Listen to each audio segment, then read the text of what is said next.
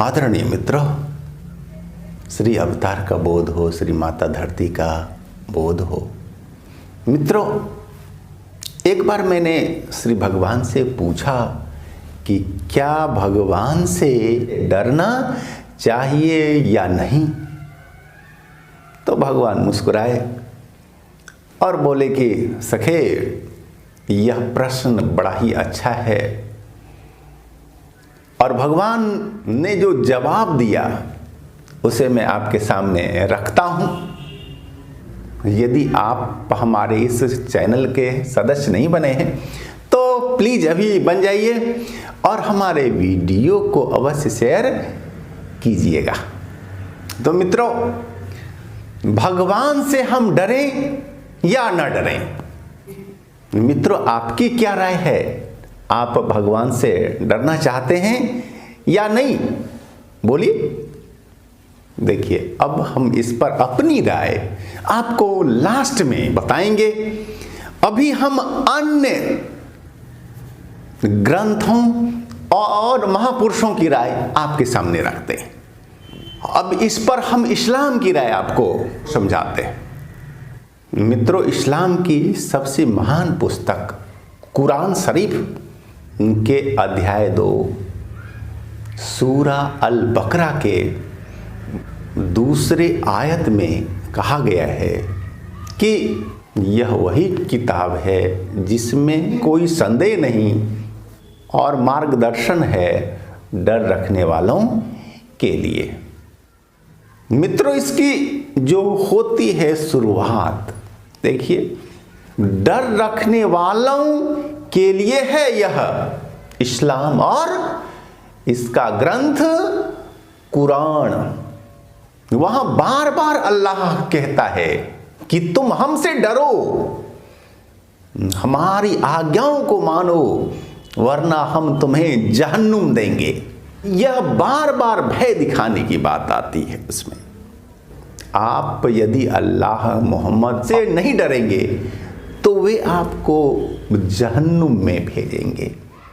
मित्रों, यह इस्लाम जो है यह जिज्ञासुओं के लिए नहीं है, ज्ञानियों के लिए भी नहीं है, यह केवल डर रखने वालों के लिए है।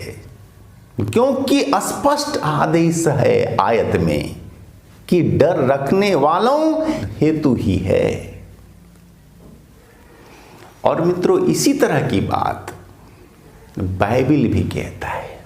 बाइबिल में भी जगह जगह पर गॉड से डरने की बात बताई गई है कि आप गॉड से डरो, वरना तुम्हारे लिए बहुत होगा बुरा।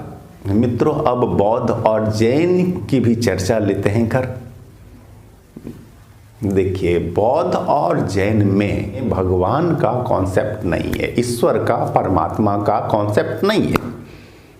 हालांकि वे परमात्मा से बिल्कुल इनकार भी नहीं करते, लेकिन वे परमात्मा पर बहस करना, बातें करना, मानना नहीं मानना, इन प्रश्नों से भी वे अतीत हैं।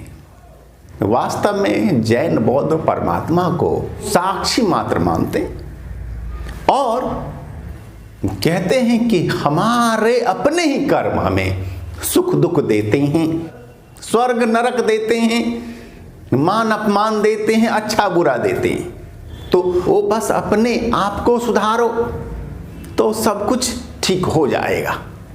भगवान से हम डरें या न डरें, सनातन क्या कहता है, आपको सनातन का सिद्धांत समझाते हैं।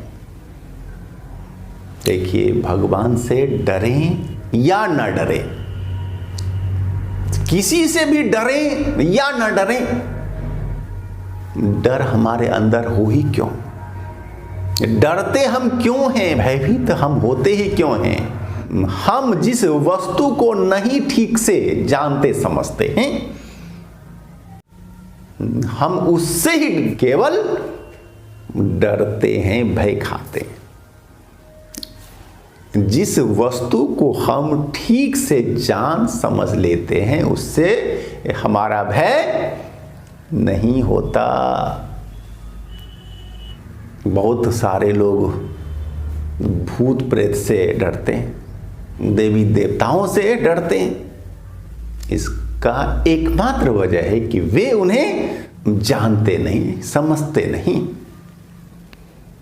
और इसी तरह भगवान से, परमात्मा से वे ही डरते हैं जो भगवान को नहीं समझते और जानते।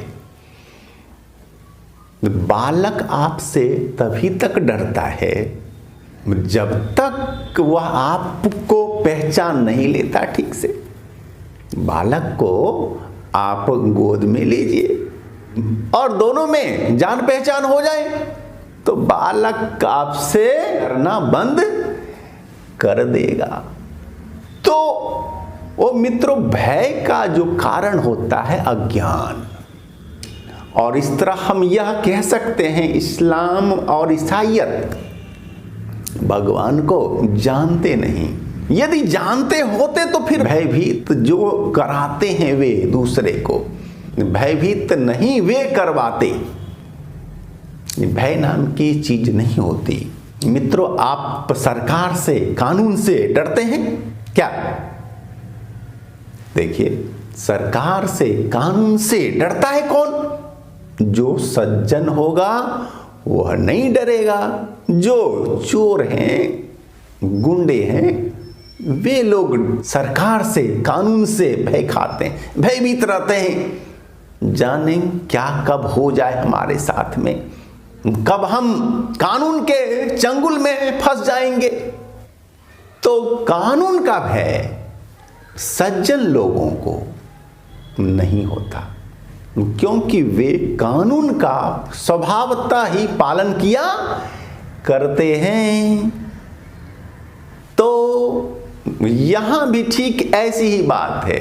भगवान क्या है, परमात्मा क्या है? वह किसी लोक में बैठा हुआ व्यक्ति नहीं है, व्यक्तित्व तो नहीं है वह तो नियम है, व्यवस्था है, कानून है, संविधान है। सृष्टि के कानून को परमात्मा कहते हैं। और हमने यदि परमात्मा के कानून को माना, स्वभावतः मान रहे हैं, तो फिर हमें भयभीत तो होने की जरूरत नहीं है। इसलिए सनातन हमारा कहता है कि परमात्मा से नहीं डरना है, और परमात्मा से क्या, किसी से भी नहीं डरना है।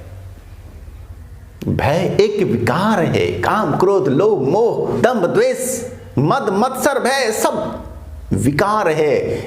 इससे ऊपर उठना है, इन्हें जीतना है, विकार से होना है मुक्त। द्वंद्वातीतं त्रिगुणरहितं, हमें उदासीन होना है। सारे विकारों पर जय हो। धन्यवाद।